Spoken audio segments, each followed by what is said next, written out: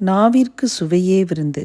ஒரு பேன் ஒன்று எடுத்துகிட்டு அதில் ஒரு 2 ஸ்பூன் அளவுக்கு எண்ணெய் சேர்த்துட்டு கடுகு உளுந்தம் பருப்பை நல்லா பொரிய விட்டு எடுத்துக்கலாம். இது கூடவே ஒரு 10 சின்ன வெங்காயத்தை 2 3 இந்த மாதிரி கட் பண்ணி எடுத்துக்கோங்க.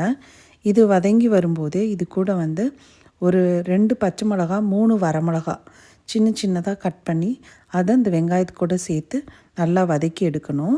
இந்த பொரியல் செய்கிறது ரொம்ப சிம்பிள். இதுக்கு நான் யூஸ் பண்ணது கேரட் பீன்ஸை ரொம்ப சின்ன சின்னதாக கட் பண்ணி எடுத்துக்கோங்க.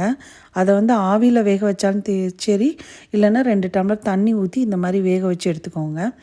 இப்போ நான் இந்த காய்கறி தண்ணியெல்லாம் ஃபில்டர் பண்ண மாட்டேன், அப்படியே அந்த வெங்காயத்தோடையே சேர்த்துட்டேன். இப்போ இதை நல்லா மிக்ஸ் பண்ணி எடுத்துக்கணும். இந்த ஸ்டேஜில் தேவையான அளவுக்கு உப்பு சேர்த்துட்டு இதை நல்லா கிளறி எடுத்துக்கலாம். இப்போது ஓரளவுக்கு தண்ணிலாம் நல்லா வற்றி வந்ததுக்கப்புறம் இது கூட ஒரு 3 ஸ்பூன் அளவுக்கு தேங்காய் துருவல் சேர்த்துக்கலாம். இந்த கேரட் பீன்ஸ் பொரியலுக்கு நம்ம தேங்காய் துருவல் அதிகமாக சேர்த்தோம் அப்படின்னா ரொம்ப நல்லாயிருக்கும்.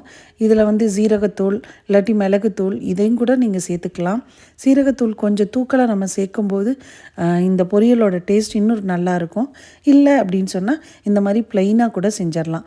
நம்ம காரத்துக்கு வெறும் மிளகாய் வத்தலும் பச்சை மிளகாய் மட்டும் ஆட் பண்ணியிருக்கோம். இது எல்லா குழம்பு வகைகளுக்கும் ரொம்ப நல்லாயிருக்கும். இது கூட நம்ம கொஞ்சம் ரைஸ் கூட மிக்ஸ் பண்ணி அப்படியே டிஃபன் பாக்ஸ்க்கு கூட வச்சு எடுத்துகிட்டு போகலாம். சப்பாத்தி ரோல்லையும் இது ரோல் பண்ணி நம்ம டிஃபன் பாக்ஸுக்கு எடுத்து வச்சுக்கலாம். லஞ்ச் பேக் பண்ணும்போது அந்த மாதிரி சப்பாத்தி ரோலுக்கும் இது யூஸ் ஆகும். ரச சாதம், கர்ட் ரைஸ், அப்புறம் லெமன் ரைஸ், இது எல்லாத்துக்குமே ஒரு நல்ல காம்பினேஷன்.